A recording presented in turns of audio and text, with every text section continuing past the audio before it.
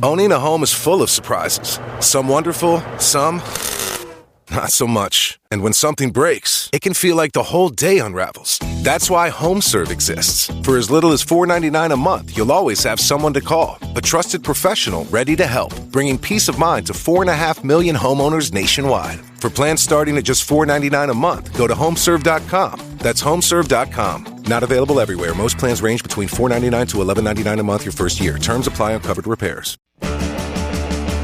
It's car con carne. Let's eat in the car. It's car con carne.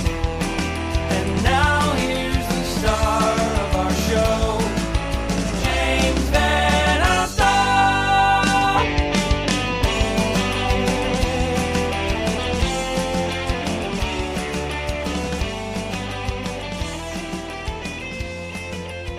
And it is Car Con Carne. Happy Thursday night. I'm James Van Alstyne.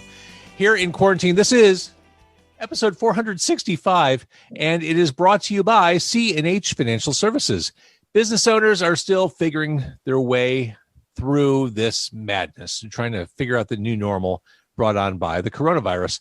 And C&H Financial Services is here to help. They offer a variety of products ranging from traditional merchant accounts to a zero-cost payment processing solution, which eliminates the expense associated with accepting Visa, MasterCard, Discover, and American Express as a form of customer payment. C&H Financial Services eTab solutions, easy to set up for your business for online ordering and curbside pickup. And C&H also offers cost-effective commercial lending programs, which can help get your business the money it needs to make it through these unprecedented times. To learn more, contact C&H Financial Services at 855-600-2437 or go to chfs.us. Joining me tonight, this is going to be awesome. I have Glenn A.D. and Meghan Benson from The Head of a Girl, a fantastic Chicago artist or group on with me tonight. Nice to meet both of you. Nice to meet you, James. Thanks for having us. Meet you, James. So here's how I described you in the Facebook Live. Tonight's guest is recommended if you like artists like Nine Inch Nails, Portishead, Depeche Mode, and Peter Gabriel. The music of The Head of a Girl is haunted. It's haunting. It's atmospheric and designed to bore into your skull and stay there. How's that? That's lovely. I like that. Yeah. It's, we're all in the Chicago area. I was listening earlier today to This Place Is Really Nowhere, the new one from The Head of a Girl. And it was pouring and it was storming and it was windy outside. And it was dreary. And I thought, oh, this is The Head of a Girl weather. This is. That's my favorite weather. Yeah, this is your climate aesthetic going on. It was perfect listening for the new album. Yeah, well, it's kind of like what we're used to. So I guess, that came out in the music. Yeah, and musically, you're definitely on the nocturnal side of things. I would say so. You sound better when it's dark out. I think Glenn only comes out when it's dark out, so that works. True. I'm behind this red light. I am pretty pasty, so. So again, This Place Is Really Nowhere is the new one. There are some songs we've heard before from you on this, and I will say this is a substantial album. These aren't short, quick songs. This is a big piece of work. There are 13 songs, most of which are these dense, dramatic soundscapes. How many of these songs have been kicking around for a while? These songs have been kicking around for quite a while, actually. They're all quite old, dating back to, late high school, early college years, penning the lyrics, over different circumstances. But they wait. Some of these songs, like you wrote some of the stuff when you were in high school. Yeah, that's how far back this project goes. It's actually a bit of a bucket list. It's something I've been sitting on for a long time and always wanted to do. And just, for various reasons, it never surfaced until, about 5 years ago is when I started really putting it back together again. I think the thing I find so surprising about that is who writes good stuff in high school? I mean, this music's great. I would say like that. Yeah, I guess just, it was, you write about just whatever's going on at the time and all those influences that you listed, of course, helped. Yeah, you can kind of trace your aesthetic through the years. I mean, your sound. How did you two how did this all start? How did the Head of a Girl? What's the origin story? How we met, or how just the entire project started? Let's go with both. Okay. Megan, you want to? Sure. I mean, Glenn had this going way before I jumped on, and he had his vocals on some of the songs, and some didn't have any lyrics, or at least no singing. And so I got on the project with him. I was at a barbecue, and a mutual friend of ours, JP, was like, my friend Glenn is looking for a singer for his band. I'm like, well, I sing, but I don't know if he'd want little old me in his band. And it kind of, I sent him just like a short video clip of me singing, and he was like, yes, let's have a phone call. And I love, there are instances where you two take turns singing. Specifically,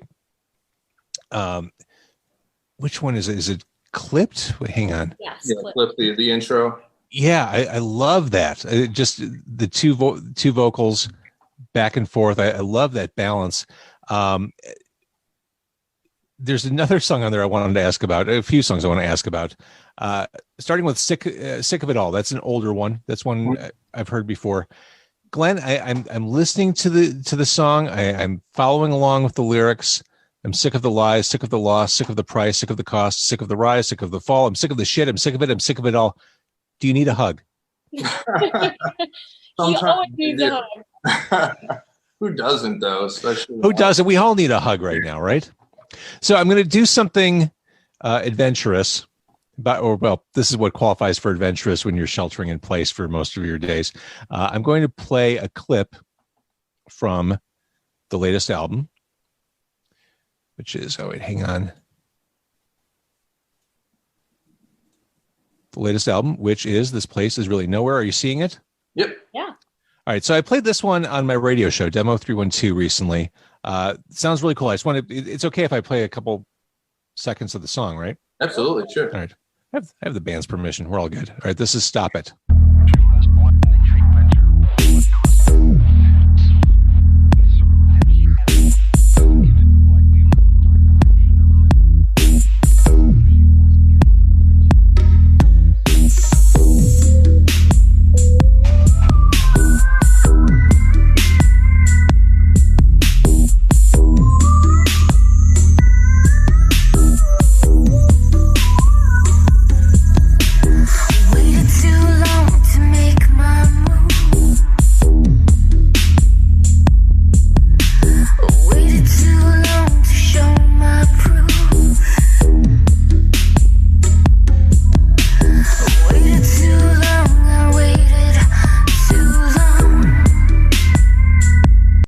See, the thing that stinks about doing the screen sharing like this, I can't fade it down like I'm in a radio studio. Like I want to be able to fade it down and talk about it, but I just have to do that that cold stop there. So that is Stop It. That is on the new release. This Place Is Really Nowhere. Tell me about that song. It's hypnotic for one. I'll tell you that part. Thank you. For one, it's the newest song of the collection. So there was a time, years ago where I had all these songs written, and I had my little 4-track tape machine, and I would record the songs. I had a couple of, I think when I was 16, I bought my first sampler and just started putting these songs together. I'd write the lyrics, I would record them onto my 4-track or whatnot. And then, so this one in particular was just kind of a couple of melodies. It wasn't a full song that was written, and I didn't have many lyrics to it. I had some random stuff scribbled to it. So this was the last of the bunch, and the lyrics basically waited too long to write this song. Was just me. I had the whole project done. Pretty much all the songs were recorded, at least in demo song or demo form. And, this was the one. Why did I wait so long to write this song? I think that sums up the album. When I hear that song, I'm like, yeah, you waited a long time to get all of this out. Yeah. Well, it wasn't intentional, just, life. No. I also want to play. I'll get this queued up. Sorry, this is part of the new Zoom world we live in that I'm trying to master. I want to play a little bit of Just a Glow. Now, I first heard this. This is one of those songs that had been around for a while. I first heard this 4-ish years ago, but this is kind of like your theme song. Yeah, the stuff that came out on the EP is on this album just because the album is sort of just a continuation from it. All those songs were meant to be on the album, but just because of various situations that we had, like we were recording at a recording studio, and during the session, middle of the album, the building was bought and they were demolishing the building, so we pretty much had to stop recording. And it was going to be a while before that studio, figured it out and got a new location and whatnot. So we decided to just put the EP out because the album was obviously going to take a while. All right, so this is Just a Glow. Look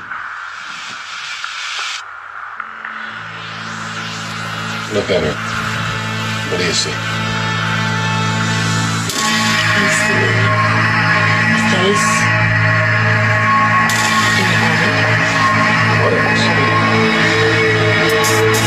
I see a naked woman. The whole naked woman. Not just parts. Just the head.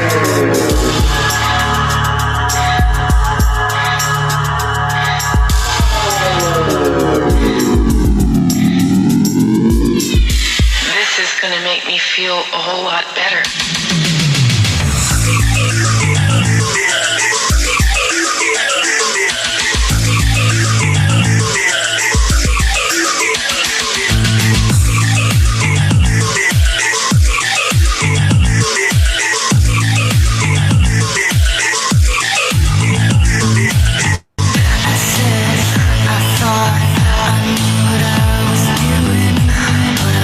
Again, I really wish I could fade that down, but that's a shortcoming of what I'm using right now.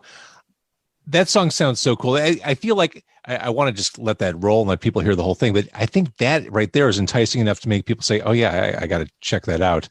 But another song I want to get to before I move on past the sharing the audio, a song called Collide. This is a personal favorite of yours, yes? Yeah. Of mine, I don't know about you, Glenn. Oh, yeah, absolutely. I think we have good memories from being in the studio for this one. It was my first real studio experience, and we had our friends come in. So JP, who introduced us, came in. Jimmy Marcus came in. Daiwarzao, He's Jimmy Marcus. Yeah, he helped with actually both tracks, Just a Glow. He helped a little bit with, and Collide, he actually helped write a little bit of the melody for the vocals and most of the chorus. But don't tell Jim Marcus I said this, but he's probably one of the smartest dudes I've ever met. Absolutely. He's very smart, but he's also one of like the kindest dudes you'll ever meet. Without a doubt. Sorry, Yeah. I digress. Yeah, he was really helpful because I was timid and I was like, oh gosh, it's my first time. And he is the best person to have around. He's so sweet. He's like, he's not like that take sucked. He's like, that was good, but let's do it again, Yeah. And I was just blown away to have one of my, childhood heroes in the studio working on one of my songs. I was always a huge Daiwarzao fan. Sure. Just a big admirer of everything that he's done. So that was just a personal high for me. That session was probably the best session of all of them. And it was the first session, and it was the session that Meghan and I first got together. I first heard her voice over one of my tracks, and just the rest is history. Obviously, just fell in love with the voice. And he challenged me because he was like, all right, here's what we're going to do for the chorus. Now, write all the verses right now. Yeah, so I had to write them in the studio. I was like, no, that's not a lot of pressure with all the studio time we are burning up from this. Yeah. But that's probably great advice, though. Just don't overthink stuff. Go with your gut. A ton. We both learned so much just about the studio that day. Yeah. All right, let's hear a second or two or 10 of Collide. And again, I apologize in advance. It's going to, just as you're listening or watching, it's going to end abruptly. Just as you're getting into it, it's going to come to a crashing stop, and then you're going to hear my voice out of it, which is a total buzzkill. But here we go. Wrong one. This, my fellow students, was created out of no other tradition but that of the born. I'm here to listen and learn. Technique will give way to expression. Expression will give way to expression. This is a perfect example of 100% surrender to the process of tradition. It's so lifelike that you could almost fuck it.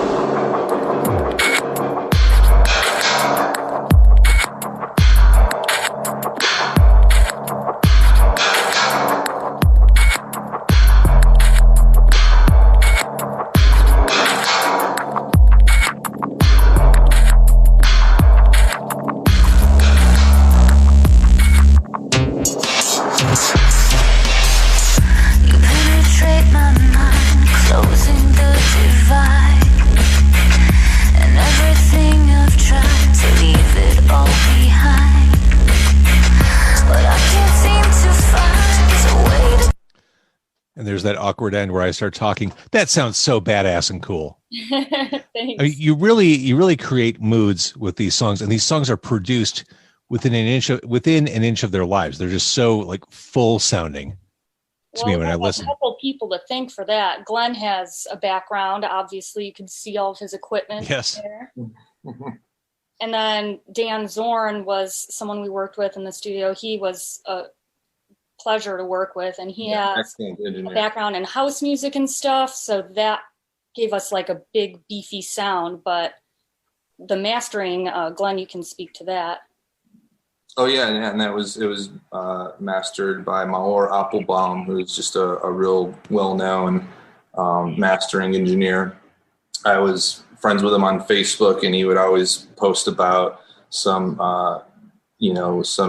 mastering gig that he just did. He just remastered a classic Yes album, and I think he's done Rush and some other things like that. So pretty big names. And then one day he posted about remastering a Pigface album, and I was like, oh wow, that's my shit. So I messaged him. I'm like, that's so cool. That's a classic album. I love that. And from there we just kind of went on. He asked me about how my project was coming along, and let him know when it was time for mastering and all that. And, just ended up being real supportive, and, it's just an honor to have him, honor to have everybody that's participated in the album, really.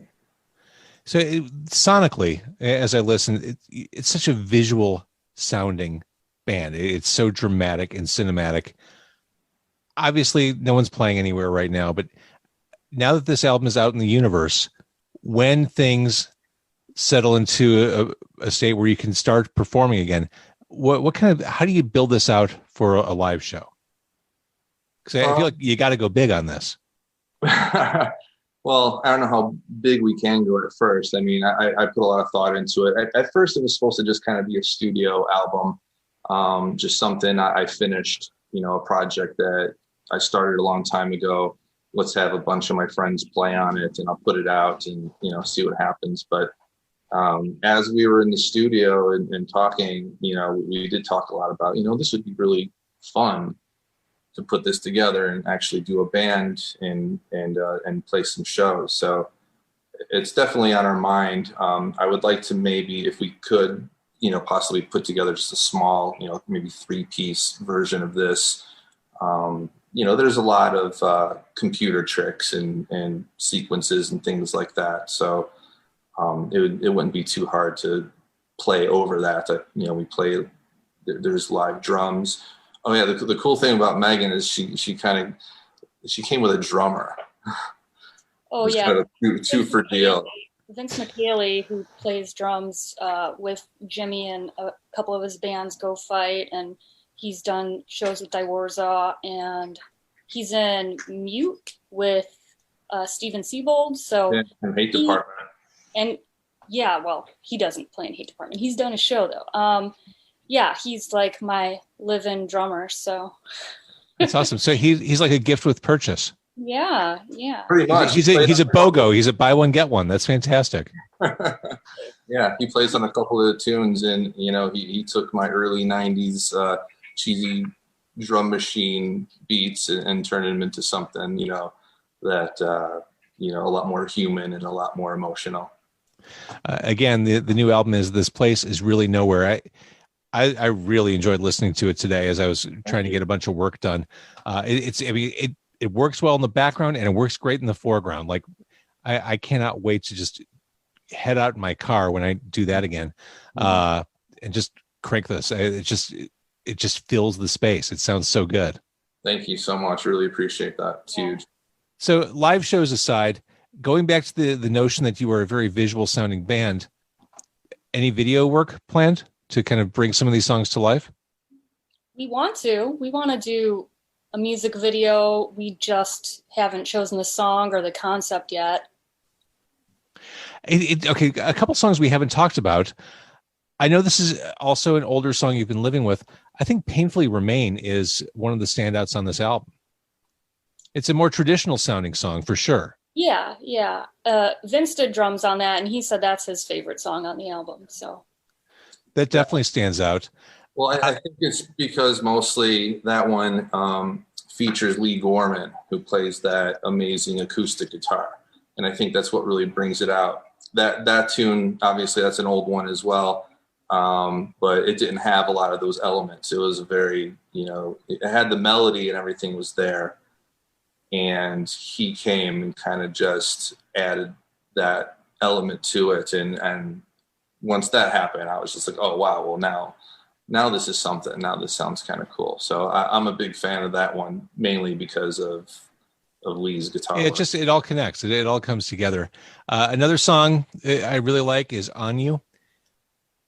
Is this as dirty as it sounds?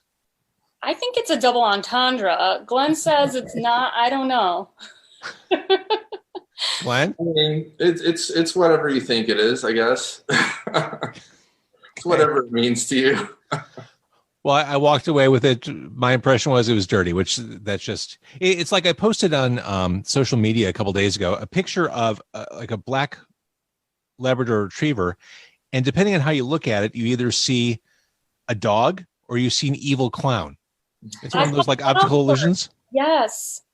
And I swear to God, for about 40 minutes, all I saw was the clown. It took me forever to identify what parts were the dog. So my point is, kind of like that song. It is what you see. It could be a dog.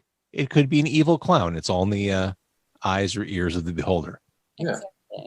Exactly. But I don't know what it says about me that I saw the clown. Like I could not see the wholesome dog. I just saw the maniacal, like just zombie clown instead of the cute family pet. More abstractly. Thank you, Megan. That's clearly it. All right. So the question I ask every artist during this or during these unprecedented times, I can't say that again. I feel like we're all like on unprecedented fatigue. We've heard that these are unprecedented times. I miss precedented times. Oh, yeah. I would kill a drifter for precedented times at this point. But the question I ask all musicians is, how can we support you? Is it going to Bandcamp? What can we do to support your art and your music as the world is upside down? Bandcamp seems to be the best way these days. We didn't even release it on any streaming sites or Spotify or anything like that. It's solely on Bandcamp right now. We did Spotify and Apple Music and some other things for the last release, and we'll probably do it for this one, but for right now, Bandcamp is the best way to go. I hear musicians are getting rich on Spotify. Yeah. Pennies. Yeah. Pennies come raining. Exactly. Yeah. Well, Glenn, I got to tell you, I was elated when you reached out to me a couple of weeks ago to say, hey, we're back. We've got a full album out, and it's nothing but payoff. It sounds great. I think you really than never. But yeah, I told you as soon as we had something, you'd be among the first to get it. you've been a supporter from day one, and we truly appreciate that. So, well, it's great music, and I'm happy to support you. And this was well worth the wait. theheadofagirl.bandcamp.com for people to check out, support, buy a digital album while you're there, buy the whole discography. Why not? But great sounding stuff. I really appreciate you doing this tonight. Yeah, thanks for having us. So cool. I mean, such an honor. This is an awesome show, an awesome thing that you do. So yeah, thank you. It's been a long time. Thank you. Mhm.